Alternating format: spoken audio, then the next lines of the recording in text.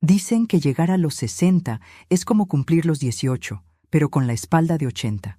Yo digo que la única diferencia es que ahora uno agradece que las velas del pastel no alcancen a incendiar la cortina, porque ni corriendo se apaga el fuego. Antes de continuar, suscríbete al canal, activa la campanita porque tenemos nuevas historias todos los días. Dale a me gusta y dinos en los comentarios de qué ciudad eres. Ahora sí, quiero contarles cómo, en el día que debía ser el más especial, mi vida cambió para siempre. Aquel 14 de abril amanecí con el corazón hecho un puño.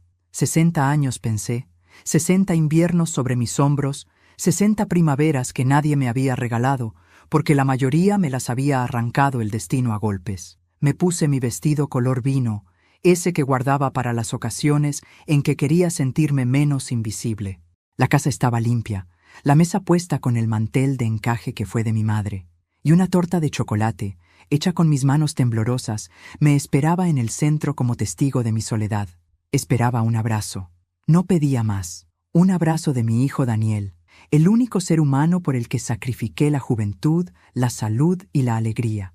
Durante semanas me repetí que este cumpleaños sería distinto, que él llegaría con flores, que me miraría a los ojos y me diría: «Mamá, gracias por todo».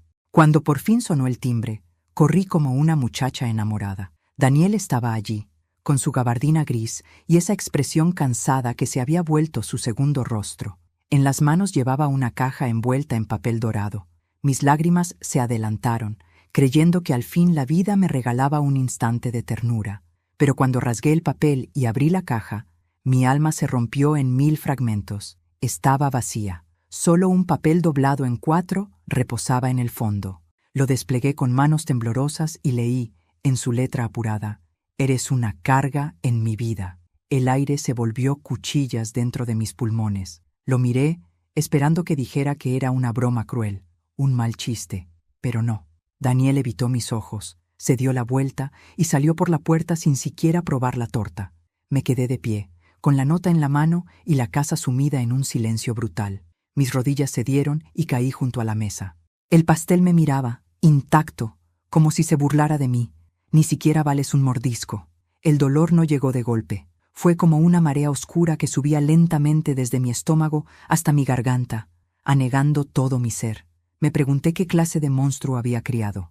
Y peor aún, qué clase de madre había sido yo para merecer aquel desprecio. Las horas pasaron con la luz apagándose en la ventana. Y allí, en la penumbra, con la nota apretada contra mi pecho, entendí algo. Ese día no solo cumplía 60 años, también nacía una mujer nueva. Una que ya no lloraría en silencio. Una que tarde o temprano encontraría la manera de devolver el dolor que se me había entregado como regalo. Ese fue el comienzo. Ese fue el día en que, sin saberlo, empecé a escribir el último capítulo de la historia de mi hijo. Hay noches en las que los recuerdos pesan más que las mantas y el cuerpo se convierte en un baúl incapaz de cerrarse. Esa madrugada, después de leer y releer la nota cruel de mi hijo, me quedé mirando el techo mientras la memoria me arrastraba hacia atrás, hacia los días en que Daniel era apenas un soplo tibio dentro de mí. Recordé cómo me acariciaba el vientre mientras caminaba por las calles polvorientas del barrio, sin más compañía que el murmullo de las vecinas que me señalaban por ser madre soltera. Yo no tenía marido, ni promesas de futuro, ni siquiera un apellido digno que ofrecerle al hijo que venía en camino, pero sí tenía algo que ninguna de ellas, una certeza férrea de que ese niño sería mi alegría, mi razón de vivir, la justificación de mi soledad. El embarazo no fue fácil. Las náuseas no eran simples malestares, sino tormentas que me dejaban arrodillada en el baño, con los ojos enrojecidos y las costillas punzando. Sin embargo, cada movimiento de aquella criatura me llenaba de energía. Recuerdo la primera patadita, un golpecito leve que me arrancó una carcajada en medio de la noche, cuando nadie me escuchaba. Yo le hablaba, le cantaba canciones inventadas, le prometía que jamás conocería la soledad que me había acompañado desde niña. Le juré que nunca le faltaría un abrazo, que jamás sabría lo que era el rechazo. ¡Qué ironía! 60 años después, él fue quien me negó precisamente eso. Los dolores del parto casi me arrebatan la vida. 3 días en un hospital público, en una cama de hierro oxidado, con enfermeras que entraban y salían como fantasmas. Nadie esperó en la sala por mí. Nadie preguntó si había sobrevivido. Pero cuando por fin escuché su llanto, todo el sufrimiento se volvió insignificante. Lo sostuve contra mi pecho, y al mirarlo, juré que mi mundo giraría en torno a esos ojos diminutos. Nunca sospeché que aquel llanto, tan puro al nacer, un día se convertiría en gritos de desprecio. Lo crié con las uñas. Me levantaba de madrugada para amamantarlo, mientras afuera la lluvia golpeaba el techo de zinc. Trabajaba como costurera, sentada horas enteras con los dedos en carne viva, para poder comprarle leche, ropa y un juguete cada tanto. Muchas veces me quedaba sin comer para que él tuviera un plato lleno. Pero todo eso valía la pena cuando lo veía correr descalzo en el patio, con las rodillas raspadas y la risa reventándome el alma. Como un niño que una vez me llamaba mi sol, mi estrellita, podía convertirse en un hombre que me llamaba carga. Me acuerdo de su primer día de escuela. Yo le había cosido un uniforme con tela barata, pero lo planché con tanto esmero que parecía nuevo. Le puse los zapatos que había conseguido de segunda mano, y cuando lo vi caminar con su mochila más grande que él mismo, me mordí los labios para no llorar. A la salida, mientras todos los niños corrían hacia sus padres, él me abrazó con tanta fuerza que pensé que el tiempo se detendría. «Mamá, no me sueltes nunca», me dijo. Y yo, ingenua, creí que esas palabras durarían para siempre. La adolescencia lo transformó. El chico alegre empezó a cerrarse en sí mismo, a guardar silencios afilados, a levantar muros que yo no podía derribar. Se avergonzaba de mí, de mis ropas humildes, de mi manera de hablar. «No vengas a buscarme a la escuela. Mándame un taxi si quieres», me soltó un día, como si yo tuviera el dinero para esos lujos. Yo obedecí en silencio, tragándome las lágrimas. Me repetía que era normal, que los adolescentes se rebelan, que ya volvería a ser mi niño. Pero nunca volvió. Cuando empezó la universidad, yo me partía la espalda trabajando dobles turnos para pagarle la matrícula. Nunca me dijo gracias. Nunca me preguntó cómo llegaba a fin de mes. Me acostumbré a verlo alejarse cada vez más, a recibir llamadas rápidas donde me informaba, sin emoción, de sus logros académicos. Yo lo escuchaba con orgullo fingido, porque en el fondo me dolía que cada victoria lo alejaba un paso más de mí. Yo le di alas, pero él jamás volvió a mirar el nido. Y ahora, tantos años después, recibo en mi cumpleaños, número 60, una caja vacía y una sentencia escrita en papel. «Eres una carga en mi vida». ¿Carga? ¿Acaso fue una carga cuando me desvelé cuidando su fiebre, mojando pañuelos con agua fría mientras rezaba a un Dios que nunca respondió? ¿Fui una carga cuando pasé hambre para que él pudiera llevar comida a la escuela? ¿Lo fui cuando le conseguí libros usados para que pudiera seguir estudiando? No, la carga la llevé yo. Cargué con su infancia, con sus berrinches, con sus desdichas, con sus caprichos, con su indiferencia, y aún así lo amé. Esa palabra, carga, empezó a retumbar en mi cabeza como un tambor de guerra. Cada repetición cavaba un hoyo más hondo en mi pecho. Me miré al espejo esa noche y vi a una mujer marchita, con arrugas que parecían cicatrices de batallas invisibles. El cabello blanco caía en mechones desordenados sobre mi rostro. Y pensé, tal vez tiene razón, tal vez soy un peso muerto en su vida. Pero, si es así, ¿no tendría yo derecho a soltar esa carga también? Lo que Daniel no sabe, lo que nunca se ha detenido a mirar, es que detrás de cada una de mis arrugas hay una historia de resistencia, que mis manos torcidas de tanto coser guardan la memoria de los sacrificios que hice por él, que mi espalda encorvada no es señal de debilidad, sino del peso de todo lo que cargué sola. Y mientras las lágrimas me resbalaban por el rostro, me di cuenta de que aquella ofensa no había sido solo una herida, había sido el detonante, porque algo dentro de mí, una fuerza que desconocía, empezó a moverse con lentitud, como un animal herido que despierta, una voz que me decía que no era una carga, que aún tenía poder. Poder para decidir qué hacer con lo que quedaba de mis días, poder para transformar el dolor en otra cosa. Ese recuerdo de su infancia, de mi vientre roto, de los años que entregué sin pedir nada a cambio, se convirtió en la gasolina de una llama oscura que comenzaba a crecer en mí. Ya no quería compasión, ya no quería abrazos tardíos. Quería que él, mi hijo, el mismo al que entregué mi vida, sintiera aunque fuera por un instante lo que era estar en mi lugar, el vacío absoluto, la soledad devastadora, el miedo a ser invisible.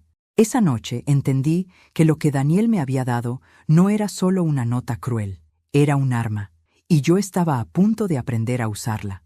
Dicen que el silencio de una casa vacía puede ser ensordecedor, pero nadie te prepara para ese ruido invisible que te envuelve cuando las paredes comienzan a devolverte tus propios pensamientos, multiplicados, deformados, como si fueran voces de fantasmas burlándose de ti.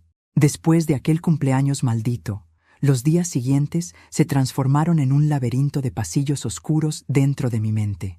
Yo caminaba por la casa como un espectro, tropezando con los muebles que habían sido testigos de mi entrega, sintiendo que las ventanas se reían de mí cuando dejaban pasar la luz de la mañana. El mantel del encaje, aún manchado con migajas de un pastel que nadie probó, se convirtió en una especie de insulto, un recordatorio constante de la humillación de recibir una caja vacía como regalo. Cada vez que pasaba junto a la mesa, sentía que aquel mantel me decía: aquí estuvo tu derrota, aquí nació tu nuevo destino. Las noches eran las peores. Me acostaba en mi cama, esperando que el sueño me rescatara, pero la mente no hacía más que repetirme las palabras de mi hijo como un eco interminable. Eres una carga en mi vida. Esa frase se incrustaba en mis oídos, en mi pecho, en cada rincón de mi cuerpo, como si quisiera taladrarme los huesos. Cerraba los ojos y en lugar de silencio escuchaba la voz de Daniel multiplicada, distorsionada, como si fueran decenas de él repitiendo lo mismo en coro. Carga, carga, carga. Me cubría la cabeza con la almohada, pero la almohada no podía detener lo que estaba dentro de mí. El abandono no es solamente la ausencia física de alguien, es un veneno lento que comienza a recorrer la sangre, que te paraliza las manos, que te seca la garganta y que te roba la fuerza para levantarte. Yo me descubrí a mí misma sentada en la mecedora del salón, mirando al vacío durante horas, con los ojos fijos en un punto que no existía. Allí me preguntaba cómo era posible que un hijo, aquel al que se le dio la vida y todo lo que la vida conlleva, pudiera mirar a su madre y ver solo un peso, un estorbo, un obstáculo en su camino. Y entonces vinieron las preguntas que más duelen, esas que una madre jamás debería hacerse, pero que a mí me desgarraban en carne viva. ¿Qué habría sido de mi vida si lo hubiera entregado en adopción? ¿Qué habría pasado si en lugar de luchar contra la pobreza y la soledad, lo hubiera dejado en los brazos de otra familia? ¿Habría sido más feliz él? ¿O habría sido yo la que al menos se libraba de esta condena?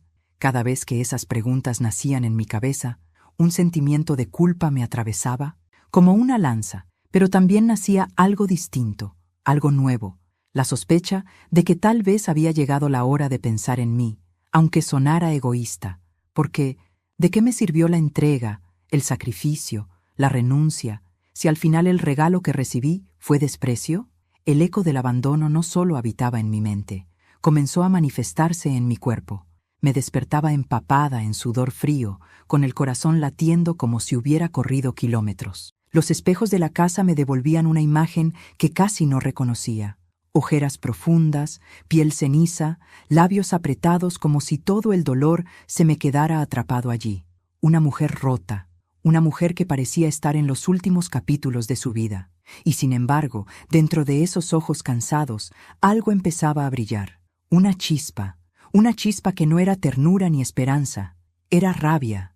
Yo quería creer que aún quedaba algo de bondad en Daniel, que aquel gesto cruel había sido producto del cansancio, del estrés, de las circunstancias. Pero al recordarlo salir de mi casa sin mirar atrás, sin escuchar cómo mi voz se quebraba llamándolo, entendí que no, que el abandono no era accidental, era deliberado.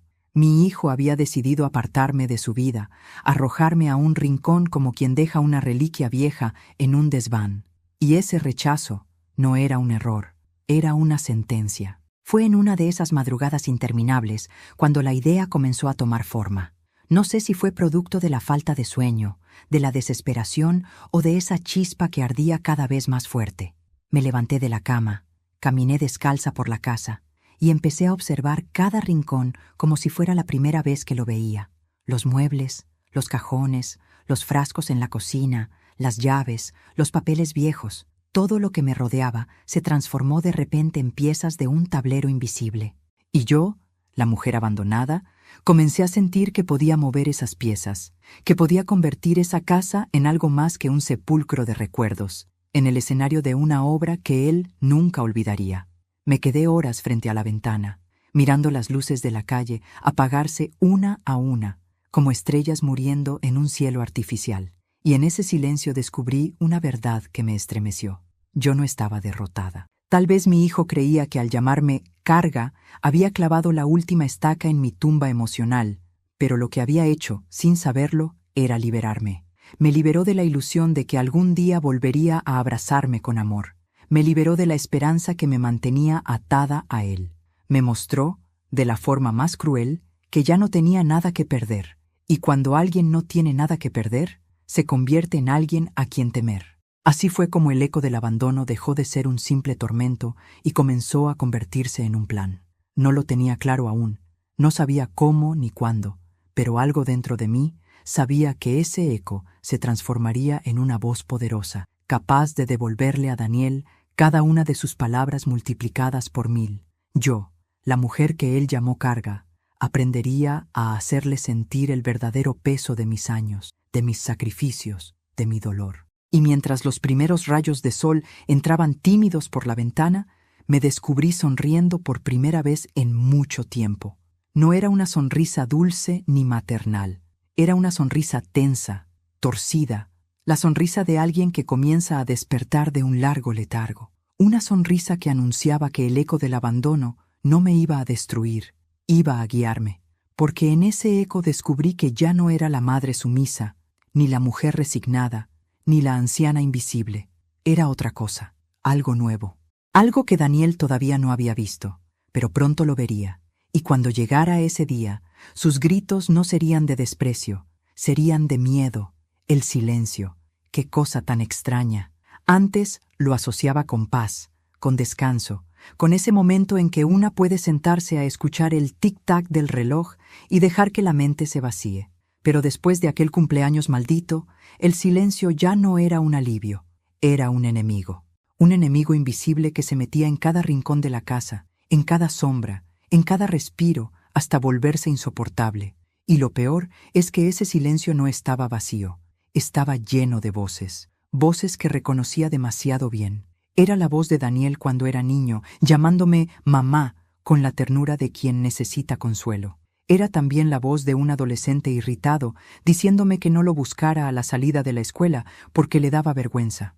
Era la voz del hombre que había cruzado mi puerta con una caja vacía y una nota cargada de veneno. Todas esas voces se mezclaban dentro de mí, como si el silencio hubiera decidido convertirse en un espejo cruel de mis recuerdos. Me sorprendía a veces hablando sola, respondiendo a esas voces, discutiendo con un hijo que no estaba allí. Caminaba por la cocina y decía en voz alta: «No soy una carga, Daniel, no lo soy. La carga fui yo, siempre lo fui, y tú fuiste mi razón para seguir respirando». O me quedaba frente al espejo del baño, con el cepillo en la mano, murmurando: «Algún día te vas a arrepentir, vas a venir de rodillas a pedirme que te perdone». Y entonces, sin darme cuenta, me reía, una risa amarga, rota, que no reconocía como mía. El silencio se volvió una compañía tan persistente que empecé a sentir que ya no estaba sola, que había alguien más conmigo, una presencia que respiraba a mi lado cuando me recostaba en la cama, una sombra que se sentaba en la mecedora mientras yo bordaba servilletas que jamás usaría. A veces, incluso, juraría que escuchaba pasos en el pasillo, como si Daniel hubiera vuelto a casa y se negara a entrar en mi habitación. Me sobresaltaba, corría hacia la puerta, y al abrirla encontraba el corredor vacío, bañado en penumbra. Pero las voces seguían allí, susurrando, alimentando algo que crecía lentamente en mí, una certeza de que lo que estaba por venir sería irreversible.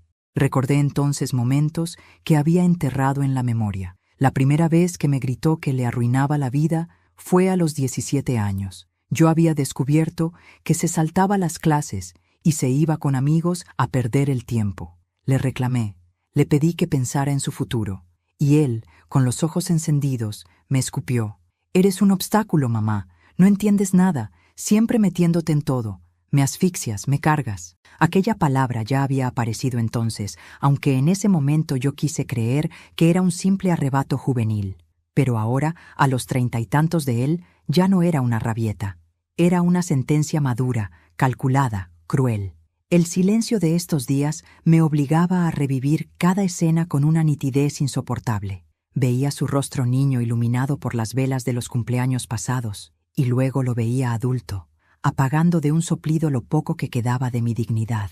Escuchaba su risa infantil, seguida del portazo con el que se fue de mi casa hace unos días, y en medio de esa mezcla, algo dentro de mí comenzó a resquebrajarse. Ya no era solo dolor, era una especie de hambre. Hambre de que él escuchara también las voces que me atormentaban a mí. Hambre de que supiera lo que era sentirse perseguido por los recuerdos. Yo había dedicado mi vida a silenciar mis propias necesidades, a esconder mis frustraciones para que él no cargara con ellas. Pero ahora entendía que había llegado la hora de que Daniel escuchara lo que yo escuchaba. Esas voces que no dejan dormir, esos reproches que taladran la mente, esa sombra de culpa que te sigue a todas partes. Si yo podía convivir con ellas, él también lo haría, y yo me encargaría de que fuera así. La idea empezó a crecer en mí como una semilla venenosa. ¿Qué pasaría si las voces que habitaban en mi cabeza se trasladaran a la suya? ¿Qué pasaría si él, por primera vez en su vida, se sintiera acorralado por su propia conciencia? No sabía aún cómo, pero lo intuía. Tenía que hacerlo sentir como yo me sentía. Que cada silencio de su casa se convirtiera en un grito. Que cada sombra de su habitación se convirtiera en un reproche, que no hubiera rincón donde pudiera escapar de lo que me había hecho. Comencé a escribir. No cartas de amor ni de reconciliación, sino confesiones oscuras, fragmentos de recuerdos, frases sueltas cargadas de dolor. Las escribía de madrugada, a mano, con mi letra temblorosa, y luego las escondía en cajones, bajo los cojines del sofá, entre las páginas de libros viejos. No sabía todavía qué destino tendrían, pero me aliviaba pensar que algún día esas palabras saldrían de mis paredes y entrarían en las suyas, que esas voces, que me arrancaban el sueño, terminarían por atormentarle a él. Y en medio de esa labor secreta, descubrí que mi propia voz interior se volvía más firme. Ya no lloraba tanto como antes, ya no me sentía tan débil. El silencio que antes me asfixiaba ahora era un campo de entrenamiento. Cada noche de insomnio me hacía más fuerte. Cada recuerdo doloroso se transformaba en un arma. Cada palabra escrita era una bala en el cargador de mi venganza. Me di cuenta de que estaba cambiando, de que algo dentro de mí se endurecía, como el metal que pasa por el fuego para volverse indestructible. Las voces del silencio me enseñaron que no debía tener miedo de perder a Daniel, porque en realidad ya lo había perdido. Lo que quedaba ahora era otra cosa, la posibilidad de que él me perdiera a mí. No en el sentido físico, no solamente, sino en algo mucho más profundo, que me perdiera como la madre sumisa que siempre lo sostuvo, y que en su lugar encontrara a alguien que lo haría enfrentarse al mismo vacío que él me había arrojado. Esa certeza me sostuvo durante los días siguientes. Mientras el eco de sus palabras seguía clavado en mis oídos, mientras las sombras de la casa se llenaban de voces invisibles, yo comencé a escuchar algo distinto, mi propia decisión. Porque comprendí que ya no se trataba de si él me quería o no, si me aceptaba o no, si me consideraba una carga o un pilar. Lo que importaba ahora era que, al final, Daniel iba a escuchar el mismo coro de voces que me habían atormentado a mí, y cuando llegara ese momento, ya no sería yo la que rogara un abrazo, sería él quien suplicara silencio. Nunca pensé que la venganza pudiera tomar forma en la vida de una mujer como yo, alguien acostumbrada a coser roturas ajenas y a vivir en las sombras de lo que pudo haber sido. Pero aquella noche, mientras escuchaba otra vez el eco insoportable de la frase de mi hijo, «Eres una carga en mi vida», descubrí que la rabia puede ser más fértil que la esperanza. Dentro de mí comenzó a dibujarse algo, un mapa invisible, un esquema aún difuso, pero que latía como un corazón recién nacido. El plan no era todavía claro, pero la semilla estaba plantada y cada recuerdo doloroso, cada lágrima derramada, lo regaba con abundancia. Empecé a mirar mi casa con otros ojos, como si de repente se hubiera transformado en un arsenal secreto. Los objetos cotidianos adquirían un nuevo significado.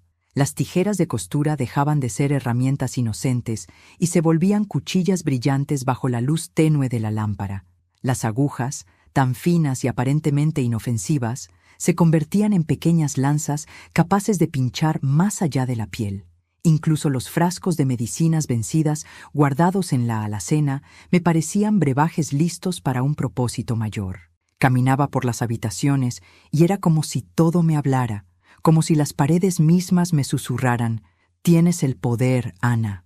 Tú decides qué hacer con él». El primer paso fue observar, recordar las rutinas de Daniel con la minuciosidad de una espía. Yo conocía sus horarios casi de memoria.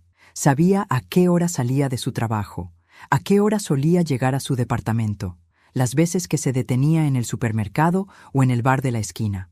Aunque él había querido apartarme de su vida, nunca me fue del todo difícil enterarme de sus movimientos. El barrio aún estaba lleno de viejas vecinas que, sin saberlo, me regalaban información cuando comentaban casualidades. «Tu hijo pasó por aquí con un maletín, parecía apurado», decían.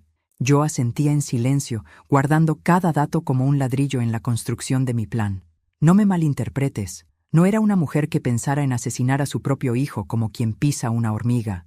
Mi venganza no se trataba de sangre, sino de algo mucho más sutil y cruel: hacerle sentir lo mismo que yo, que cada espacio en el que respirara se llenara de un vacío insoportable, que su vida se volviera un espejo del abandono que me había regalado. Porque entendí que la verdadera condena no siempre viene en forma de muerte. A veces la peor condena es vivir perseguido por fantasmas invisibles. Comencé con pequeños experimentos. Escribía notas cortas, con frases que parecían arrancadas de mis desvelos. El silencio nunca se va. Lo que dejas atrás siempre regresa. Una madre nunca olvida. Esas frases las guardaba en un cajón, esperando el momento exacto para que llegaran a él. Las imaginaba apareciendo en su departamento, escondidas entre sus libros, dentro de sus bolsillos, en los rincones donde menos lo esperara. Quería que sintiera la intrusión, que comprendiera que había puertas que nunca debió cerrar. Mientras tanto, mi cuerpo comenzó a acostumbrarse a esta nueva versión de mí. Ya no era la mujer rota que lloraba frente al espejo, sino alguien que caminaba erguida, con la frente en alto, alimentada por una energía oscura que me mantenía despierta hasta el amanecer. Había noches en que ni siquiera me acostaba.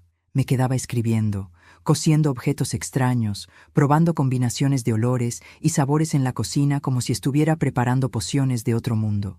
Si alguien me hubiera visto, habría dicho que me había vuelto loca, y quizás así era, pero dentro de esa locura había un orden, una claridad que nunca había sentido en mis 60 años de vida. Recordaba entonces un episodio de la infancia de Daniel que me marcó sin que él lo supiera. Tenía apenas 8 años cuando le regalé un cuaderno nuevo para que dibujara. Lo encontré una semana después arrumbado en el suelo, las páginas arrancadas, los dibujos hechos trizas. Cuando le pregunté por qué lo había destruido, me contestó sin levantar la vista: «No me gustó, mamá. No me gusta que me digas qué hacer». Aquella respuesta, tan sencilla, fue el primer aviso de que dentro de él habitaba un rechazo hacia todo lo que viniera de mí.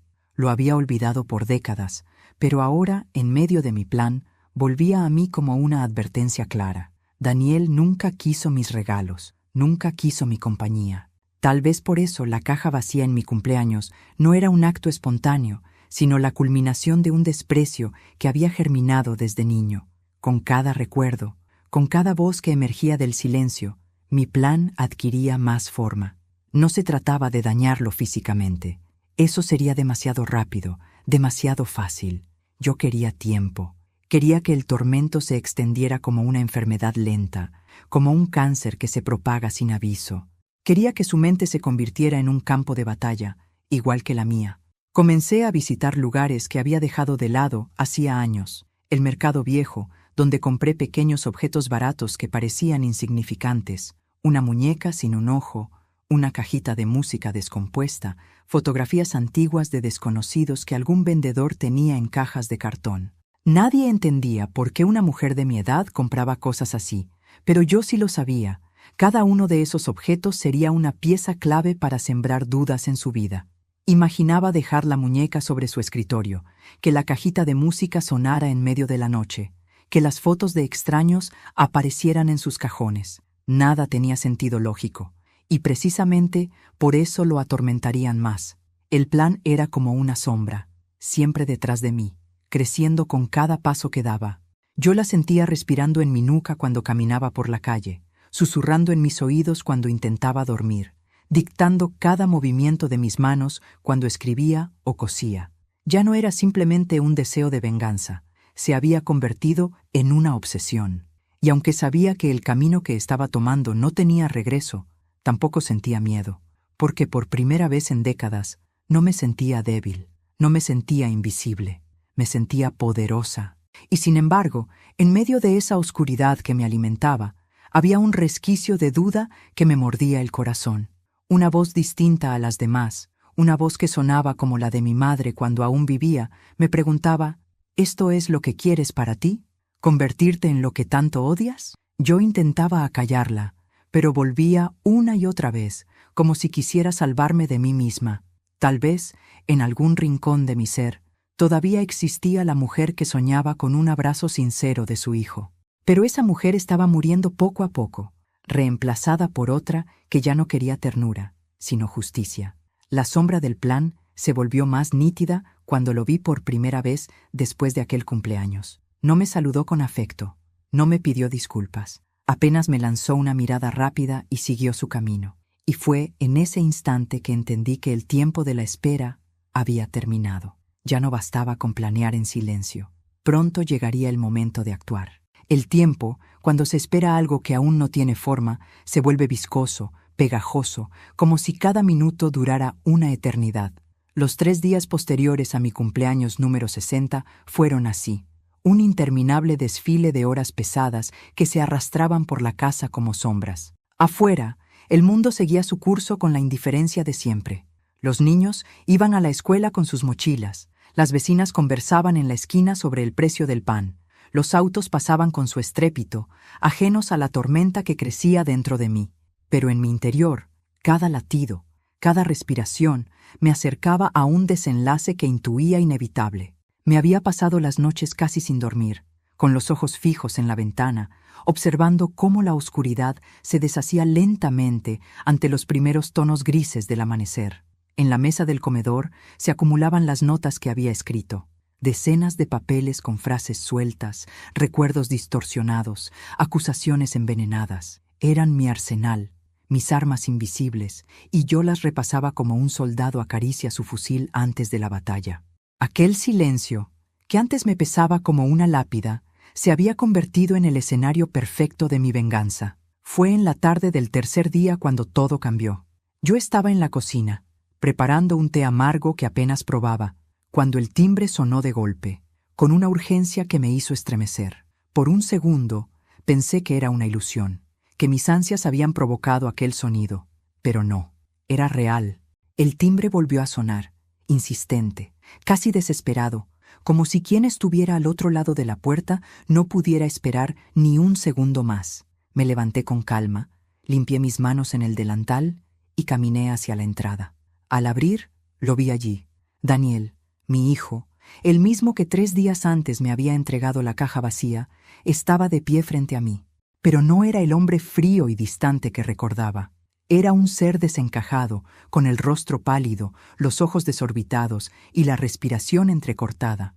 Tenía la camisa arrugada, el cabello revuelto, y un temblor nervioso le sacudía las manos. «¡Mamá!», gritó apenas me vio, como si al fin hubiera encontrado lo que tanto temía perder. «Mamá, por favor, no hagas eso». Su voz, cargada de pánico, retumbó en la sala como un trueno. Yo me quedé inmóvil, sin comprender del todo lo que quería decir.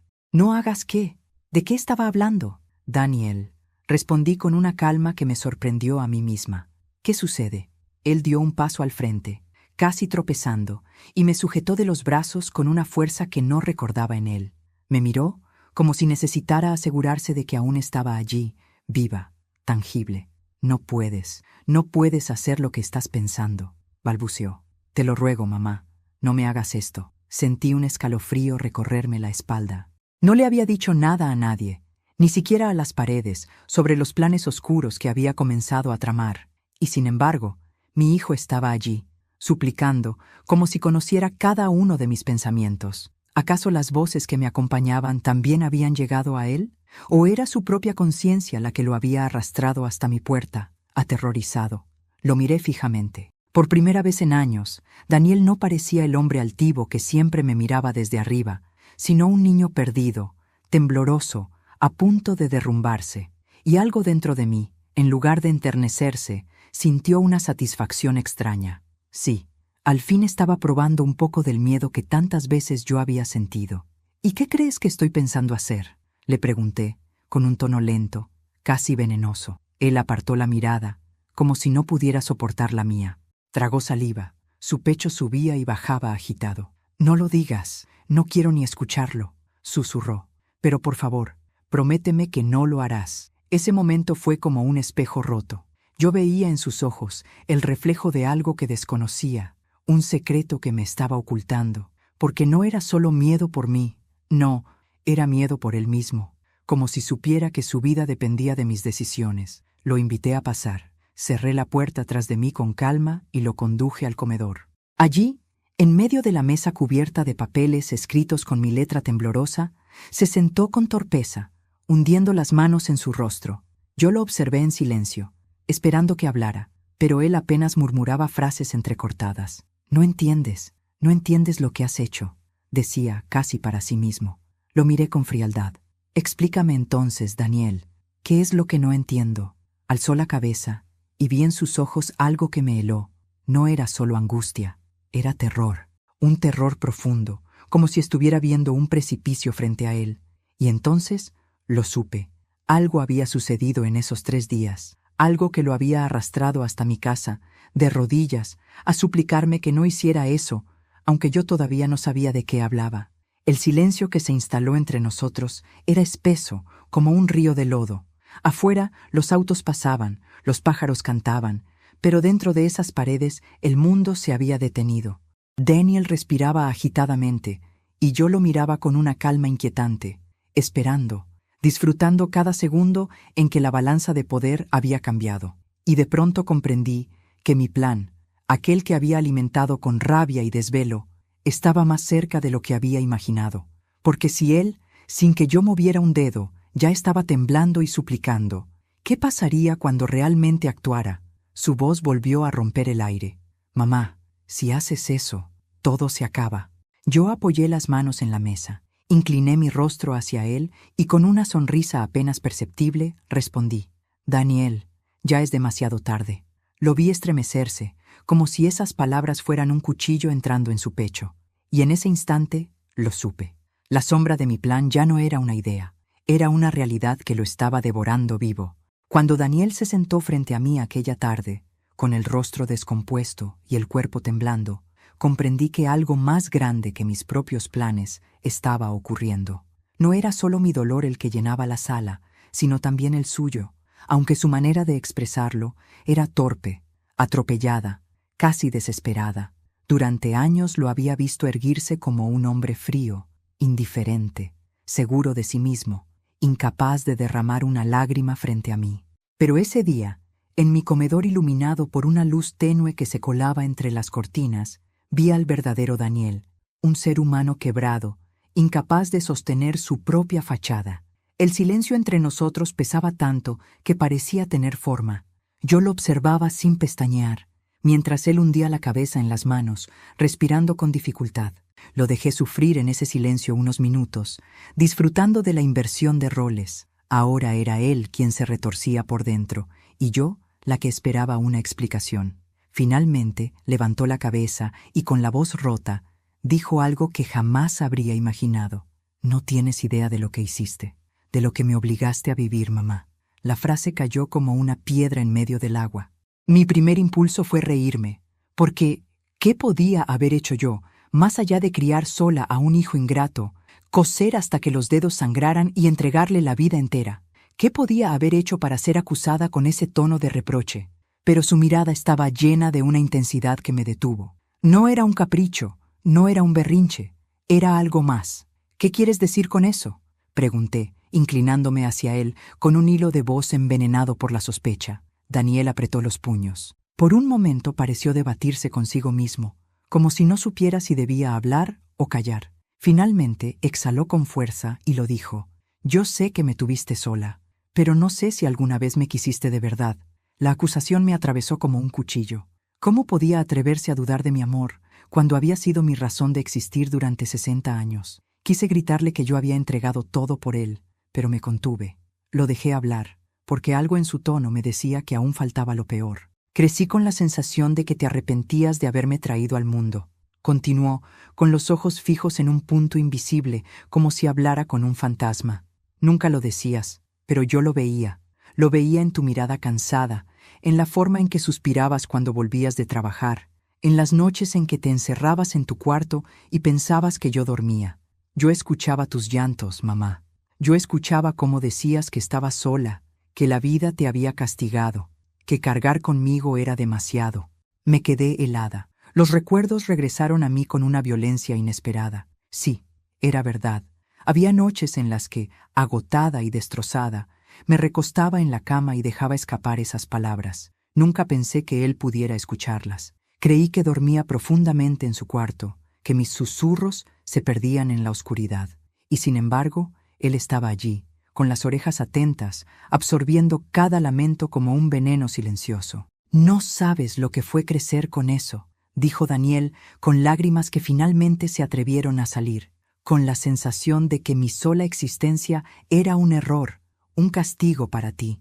«¿Sabes lo que es mirarte en el espejo siendo un niño y pensar, mi mamá estaría mejor si yo no estuviera aquí?»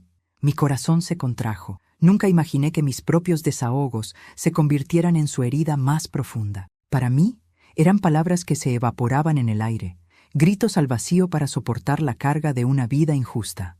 Para él, fueron dagas que se clavaron en su infancia, que moldearon la forma en que me miraba, en que se miraba a sí mismo. «Y luego crecí», continuó sollozando con rabia. «Crecí con esa idea fija en la cabeza, que era una carga, que mi vida se construía sobre tu sacrificio, que nunca podría devolverte lo que me diste. Y cada vez que fracasaba, cada vez que cometía un error, esa voz volvía a gritarme: eres un peso, eres un estorbo», hasta que llegó un punto en que no podía diferenciar si era tu voz o la mía. Su confesión me golpeaba con la fuerza de una tormenta. Yo había creído que todo lo hacía por amor, que cada lágrima derramada, cada queja al aire eran solo parte del sacrificio de una madre soltera. Pero ahora entendía que esas quejas, esas noches de desesperación, habían sido escuchadas por unos oídos demasiado frágiles, y que esas palabras, que nunca fueron dirigidas a él, se habían quedado grabadas en su mente como un tatuaje invisible. «Por eso», dijo Daniel, respirando con dificultad, como si soltar esa verdad lo desgarrara por dentro. «Por eso te dejé esa caja vacía, porque así me sentí toda mi vida, vacío. Como un regalo que nunca pediste, como algo que cargaste porque no te quedó de otra. Y yo ya no podía más. Me quedé en silencio, paralizada, mientras las piezas caían en su lugar. El desprecio que había sentido en su gesto cruel, la rabia que me había empujado a planear mi venganza, tenían raíces mucho más hondas de lo que yo había creído. No era solo ingratitud, era un dolor antiguo, un veneno que yo misma, sin saberlo, le había inoculado. Y sin embargo, algo en mí se resistía a asumir toda la culpa. Sí, quizá mis lamentos habían sido escuchados, pero ¿acaso no tenía derecho a quejarme? ¿Acaso no era humano sentir cansancio, desesperación, miedo? Yo lo había amado con todo lo que tenía, aunque a veces mis fuerzas no alcanzaran. ¿Era justo que ahora me señalara como culpable, como si todo lo malo de su vida se redujera a mis susurros nocturnos? «Daniel», murmuré con la voz quebrada pero firme, «si alguna vez me escuchaste decir que estaba cansada, si alguna vez me oíste llorar, no fue porque me arrepintiera de tenerte, fue porque el mundo me dejó sola, porque la vida me golpeó sin piedad. Pero nunca, nunca me arrepentí de ti». Él sacudió la cabeza, negando con fuerza. «Eso no importa, mamá. Lo que importa es lo que sentí, y eso me marcó para siempre». Nos quedamos mirándonos a los ojos, atrapados en un duelo silencioso donde las culpas y los resentimientos se enfrentaban.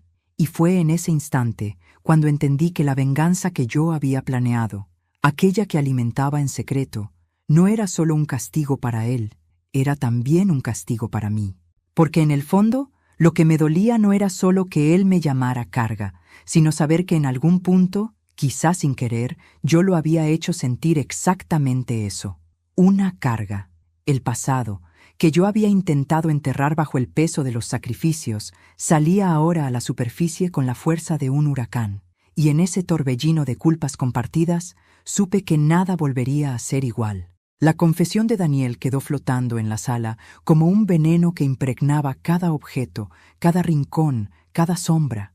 Lo escuché hablar de su vacío, de los recuerdos de mis llantos nocturnos, de esa carga que yo nunca quise que llevara, pero que sin darme cuenta le impuse. Y mientras él se desplomaba sobre la mesa, con los hombros encogidos y el rostro hundido entre las manos, yo permanecía erguida, en silencio, debatiéndome entre dos voces que peleaban dentro de mí. Una, la voz materna, me suplicaba que lo abrazara, que le dijera que todo había sido un error, que no era mi culpa ni la suya, que aún podíamos salvar lo poco que quedaba de nuestra relación. La otra voz, oscura y firme, me decía que era tarde, que el daño ya estaba hecho, que aquel hombre frente a mí era el mismo que me había mirado con desprecio y me había llamado carga en el día más doloroso de mi vida, y que ahora debía pagar. El precio de la sangre, pensé, no siempre se paga con heridas físicas. A veces la sangre pesa en la memoria, en el corazón, en las culpas que nos marcan como tatuajes invisibles, y yo había cargado con la mía durante 60 años, sola, sin ayuda, sin descanso. Pero ahora me encontraba frente a un dilema imposible. ¿Debía aceptar su confesión como una especie de redención tardía? ¿O debía apretar con más fuerza la soga de mi plan, para que él sintiera cada gota del sufrimiento que me había entregado? Me levanté de la silla lentamente, caminé hacia la ventana y corrí la cortina. Afuera, el día caía en tonos rojos y anaranjados, como si el cielo mismo sangrara conmigo. Pensé en todo lo que había dado, mi juventud marchita entre costuras, mis sueños deshechos en noches de hambre, mi cuerpo deformado por los partos y el esfuerzo, mis lágrimas tragadas en silencio. Pensé en las veces que lo había defendido de los vecinos, en los castigos que recibí de una sociedad que me llamó desvergonzada por criar sola, en los trabajos miserables que acepté para que nunca le faltara un cuaderno. Y me pregunté, ¿valió la pena? Daniel levantó la cabeza y me miró, sus ojos rojos como brasas. Había en ellos una súplica silenciosa, un grito de ayuda que intentaba ocultar bajo el peso de su orgullo. Quise reconocer en ese rostro al niño que corría descalzo en el patio, al que me abrazaba diciéndome, «Mamá, no me sueltes nunca». Pero ya no lo veía. En su lugar, solo estaba el hombre que me había dejado sola frente a un pastel intacto, con una nota que me arrancó el alma. «Mamá», murmuró con voz quebrada, «yo no quiero perderte». Aquella frase, en otro tiempo, me habría bastado para abrir los brazos y olvidarlo todo. Pero ahora era demasiado tarde, porque lo que él llamaba perderme no era más que la consecuencia inevitable de lo que ya había hecho. Me había perdido el día que me llamó carga, y aunque intentara retroceder, aunque quisiera deshacer sus palabras con un arrepentimiento improvisado, el daño estaba escrito en mi piel como cicatrices imborrables. Me giré hacia él, y por primera vez hablé con una calma que me asustó. «¿Sabes cuál es el verdadero precio de la sangre, Daniel?», dije, dejando que cada sílaba pesara como una losa. «No son las heridas que vemos, no son los golpes que se curan con vendas. Es el peso de lo que heredamos, de lo que transmitimos sin querer, de las culpas que pasan de una generación a otra como una maldición. Yo cargué con las culpas de mi madre, y tú cargas con las mías. Esa es nuestra condena». Él se estremeció. Intentó responder, pero su voz se quebró en un sollozo. Por un instante pensé que podía salvarlo, que podía romper esa cadena maldita con un gesto de compasión. Pero entonces recordé la caja vacía, la nota con aquellas palabras crueles, el abandono absoluto en el día en que más lo necesitaba, y la chispa de compasión se extinguió. La venganza no era un acto de odio ciego, era un acto de justicia torcida. Él debía sentir en carne propia el peso de lo que yo había sentido durante décadas. No solo su culpa, sino también la impotencia, el vacío, el abandono, y comprendí que, de alguna manera, esa era también la herencia que le dejaría. Me acerqué a la mesa. Tomé uno de los papeles que había escrito en mis noches de insomnio y se lo puse frente a los ojos. Era una nota breve, con mi letra temblorosa. El silencio nunca se va. Lo leyó con asombro, como si esas palabras lo atravesaran por dentro. Yo lo observaba, impasible, mientras él palidecía. ¿Esto también es tuyo?», me preguntó, con la voz cargada de miedo. Asentí. «Es el precio de nuestra sangre, Daniel. Lo que sembramos con palabras, lo cosechamos con ecos que nunca se callan». Él apretó la nota con las manos, como si quisiera destruirla, pero al mismo tiempo sabía que no podía, porque esas palabras ya estaban en su mente, grabadas como una sentencia. Lo vi derrumbarse un poco más, hundido en el pánico de comprender que yo no era la víctima indefensa que siempre había creído, y en ese instante supe que había alcanzado el punto de no retorno. El dilema, sin embargo, seguía latiendo en mí. Una parte de mi corazón, pequeña pero persistente, me decía que todavía podía perdonarlo, que podía romper la espiral de odio. Pero la otra parte, más fuerte, más ruidosa, me recordaba que yo había esperado un abrazo y recibí una daga, que yo había pedido amor y recibí abandono, y que ahora él debía experimentar la misma desesperación que me había condenado a mí. Esa noche, después de que se marchó entre lágrimas y súplicas, me quedé sola en la casa. Encendí una vela y miré el mantel de encaje aún extendido sobre la mesa. El pastel ya estaba duro, reseco, convertido en un objeto inútil. Lo tiré a la basura con un gesto decidido, como quien entierra un cadáver, porque entendí que la dulzura ya no tenía cabida en mi vida. Lo que quedaba era el precio de la sangre, un legado de dolor que había comenzado mucho antes de mí y que ahora continuaría con él. Y mientras la llama de la vela titilaba, pensé en algo que me heló. Tal vez la venganza no era contra él solamente. Tal vez era contra mí misma. Tal vez, al arrastrarlo a este destino, lo único que hacía era pagar con mis propias manos el precio de mi propia sangre. Las horas posteriores a la visita de Daniel se convirtieron en un punto de inflexión. Hasta entonces, todo había sido un plan tejido en las sombras, una serie de ideas que se amontonaban en mi mente como hilos sueltos, esperando a ser entrelazados en un diseño final. Pero aquella tarde, al verlo suplicar, al escuchar su voz temblar pidiéndome que no hiciera eso, sin siquiera nombrarlo, algo cambió. Fue como si me entregara, sin saberlo, la llave que faltaba para cerrar la trampa. Comprendí que no era yo la que debía tener miedo, sino él, y que la decisión que estaba a punto de tomar no solo sellaría su destino, sino también el mío. Me senté frente a la mesa del comedor, esa mesa que había sido escenario de nuestras confesiones, de nuestras lágrimas, de nuestras batallas silenciosas. Las notas que había escrito estaban desparramadas como hojas de otoño, frases cortas, algunas apenas legibles, otras tan claras que parecían cuchillas. Las fui apilando con cuidado, una sobre otra, formando un bloque compacto de palabras envenenadas. Aquello ya no era un simple desahogo, era un manifiesto.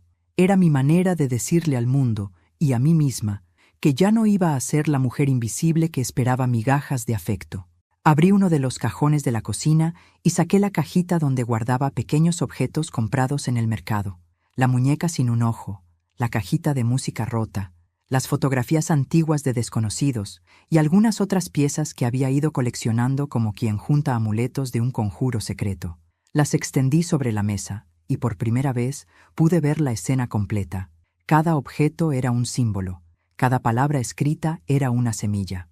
Todo formaba parte de un ritual que no necesitaba sangre física para ser efectivo, porque era mucho más profundo.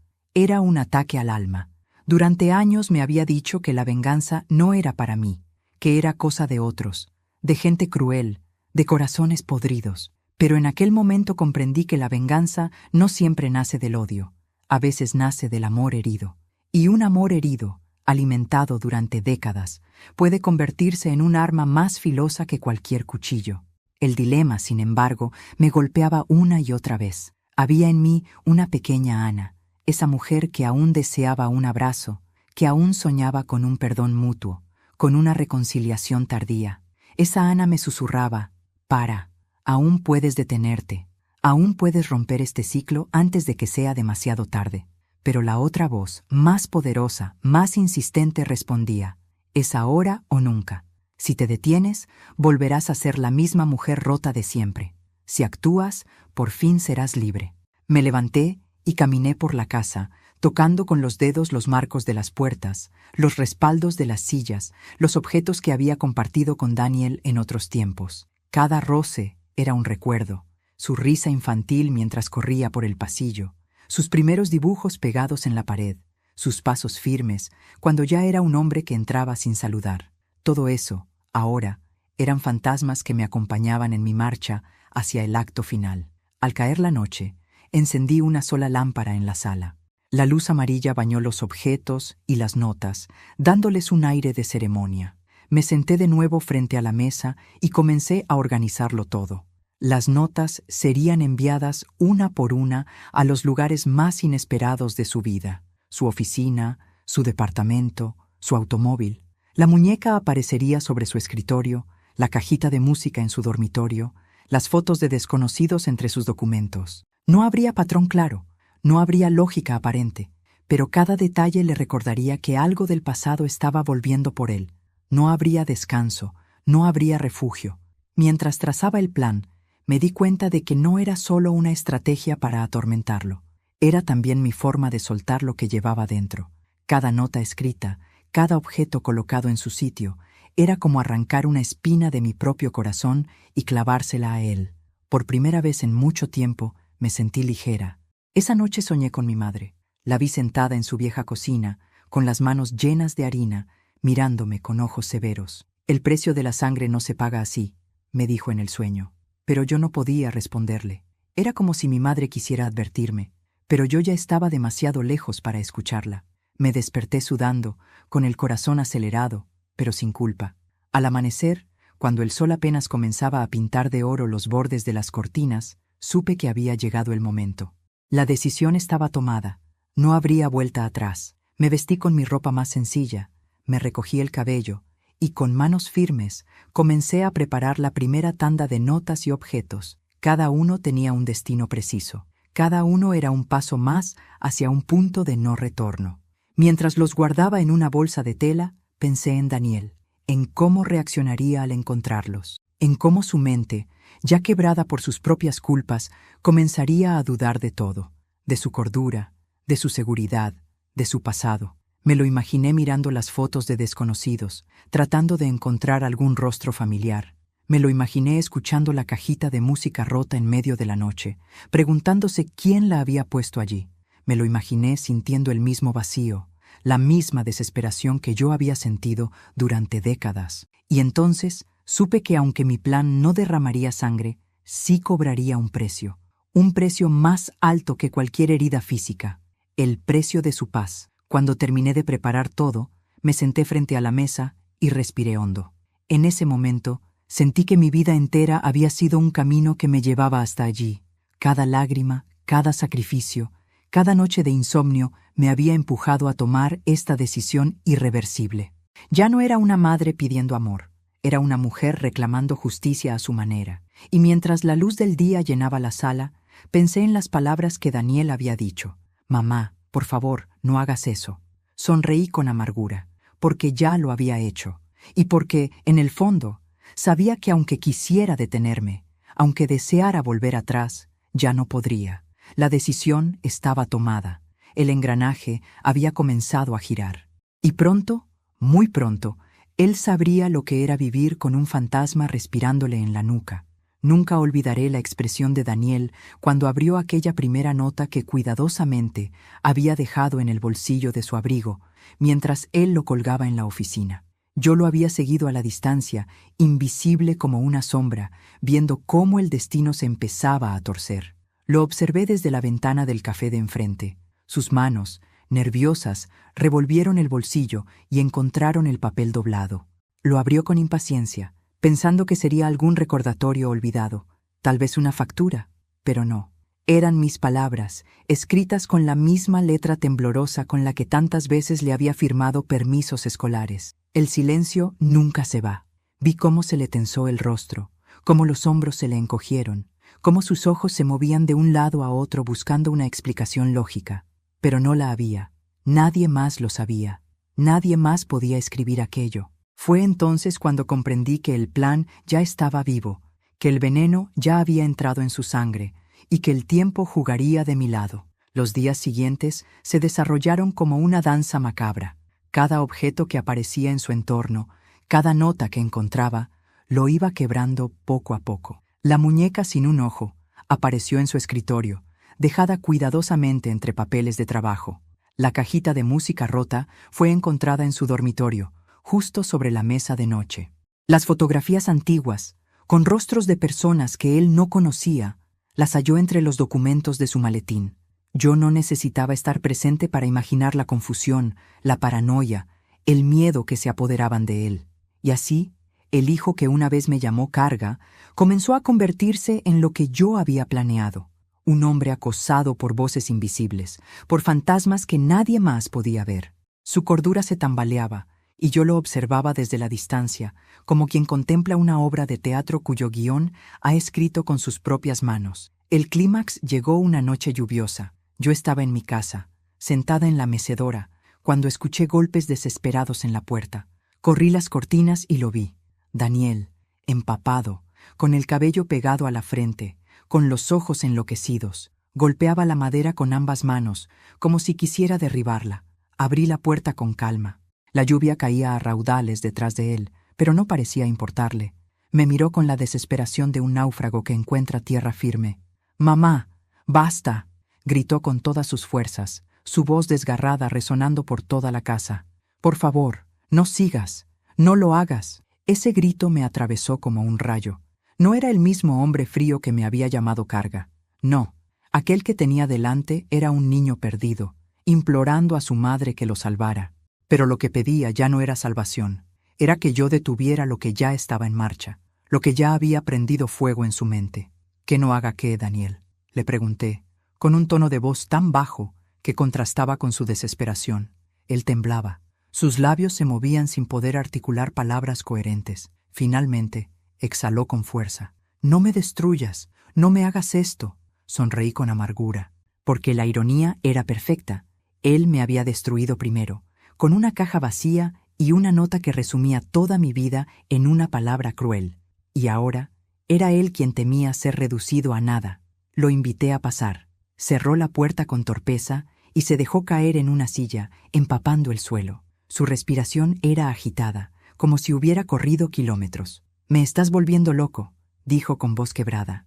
«No sé cómo lo haces, no sé de dónde salen esas cosas, pero basta ya. No puedo más, mamá, no puedo».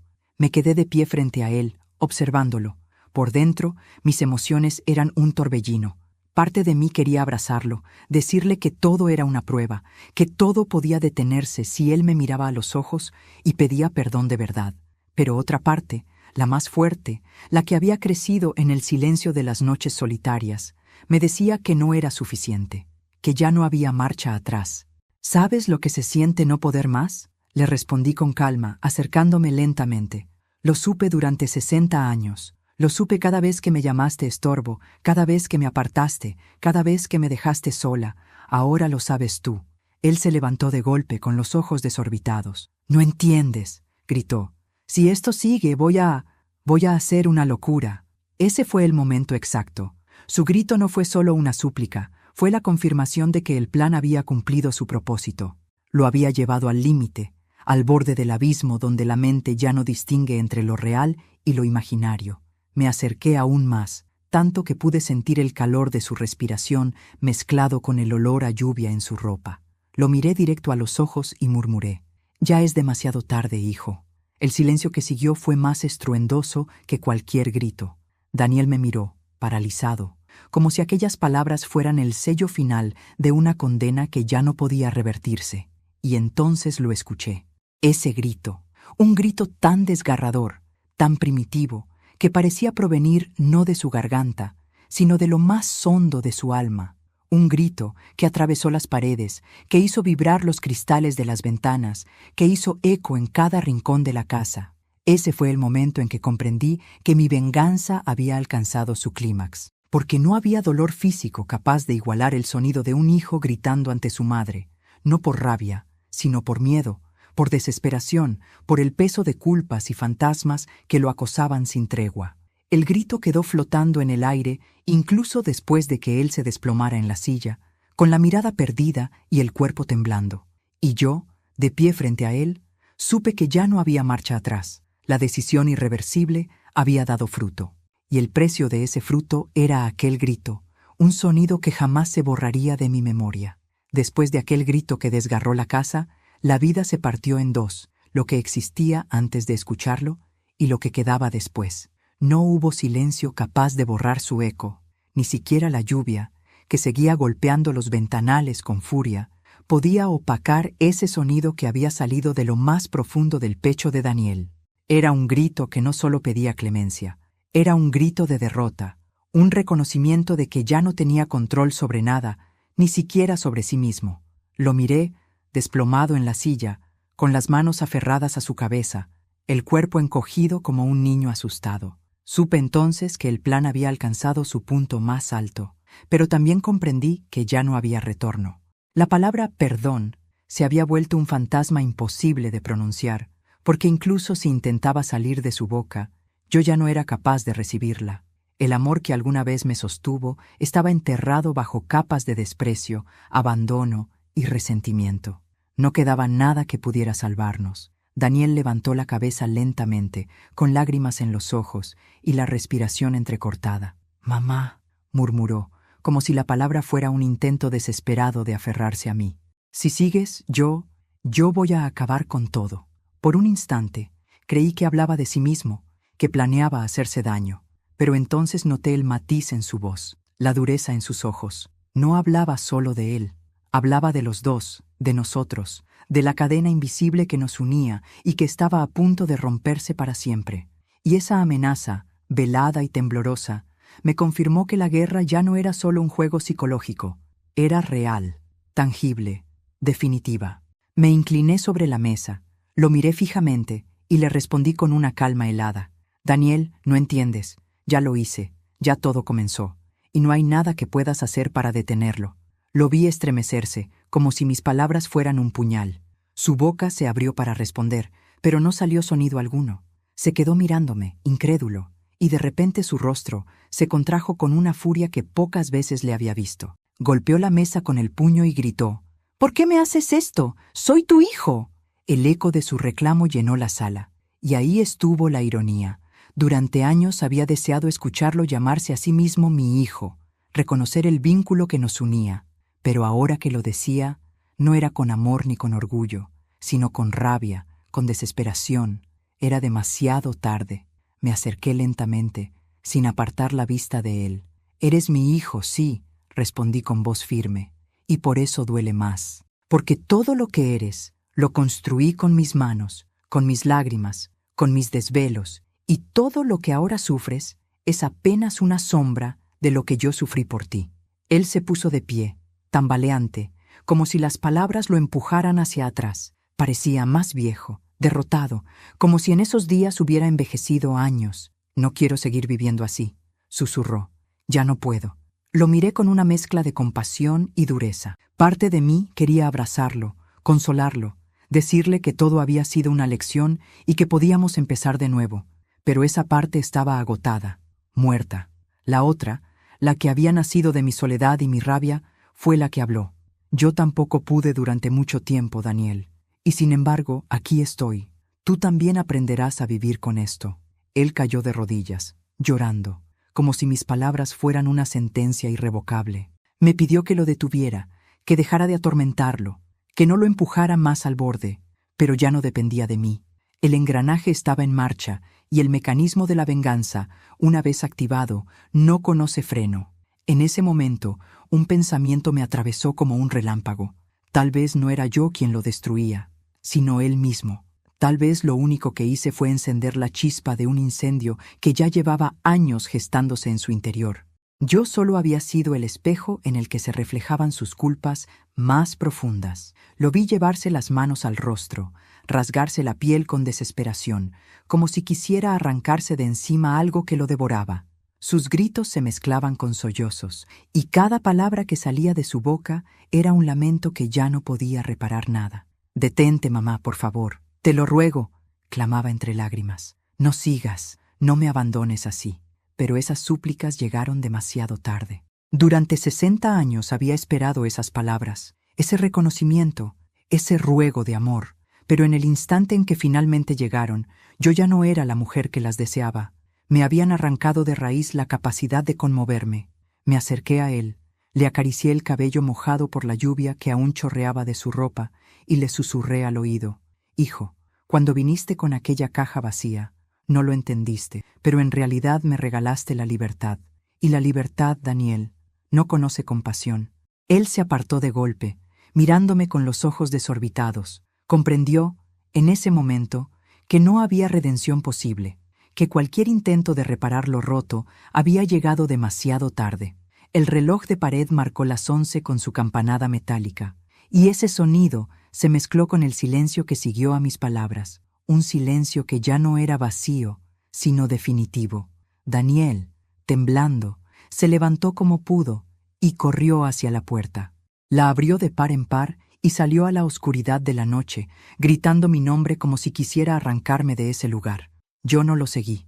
Me quedé de pie en la sala, rodeada de los objetos que había usado para mi plan, iluminada apenas por la lámpara amarillenta, y supe que el final se acercaba, que el último acto de esta tragedia estaba a punto de escribirse. El eco de sus pasos alejándose se perdió en la calle mojada. Y yo, sola otra vez, comprendí que el precio de la venganza era la soledad absoluta. Pero ya no importaba, porque lo que Daniel no sabía era que, aunque gritara, aunque llorara, aunque se arrepintiera, la respuesta siempre sería la misma: demasiado tarde. La noche en que Daniel huyó gritando de mi casa, supe que el plan había alcanzado el desenlace inevitable. Pero lo que él ignoraba era que mi venganza no dependía de muñecas ni notas. Dependía de un sobre marrón que ya estaba en camino. Dentro, guardé la carta que él escribió de adolescente tras aquel accidente oculto, las fotos del coche, el recibo del taller y una memoria USB con pruebas y mi propia voz. Todo lo que enterré por protegerlo durante décadas ahora salía a la luz. El sobre ya había sido programado para llegar a la fiscalía, a la policía, a su despacho y a la madre de la chica atropellada. Cuando él gritó: «Mamá, no hagas eso», no pedía detener juegos psicológicos, sabía que había destapado su secreto. El día amaneció brillante, ajeno a la tormenta. A media mañana, mi viejo teléfono vibró con los acuses: fiscalía, policía, despacho de abogados y, el más doloroso, la señora Reynoso. Todo entregado. El engranaje estaba sellado. Cuando salí de casa, 2 policías me esperaban para tomar mi declaración. No mentí. Conté lo que había callado tantos años, porque una madre cree que arregla el mundo tragándose los cristales. Dije: hoy los escupo. En el pasillo lo vi. Daniel, derrotado, incapaz de pronunciar una palabra. No hubo abrazo, ni disculpa, solo un abismo definitivo entre los dos. Al volver a casa, ya no quedaban muñecas ni notas, solo una mesa vacía y un reloj que seguía marcando el tiempo. Escribí una última frase, no para él, sino para mí: no soy una carga. Luego abrí la puerta del patio, dejé que el sol me tocara las manos y respiré.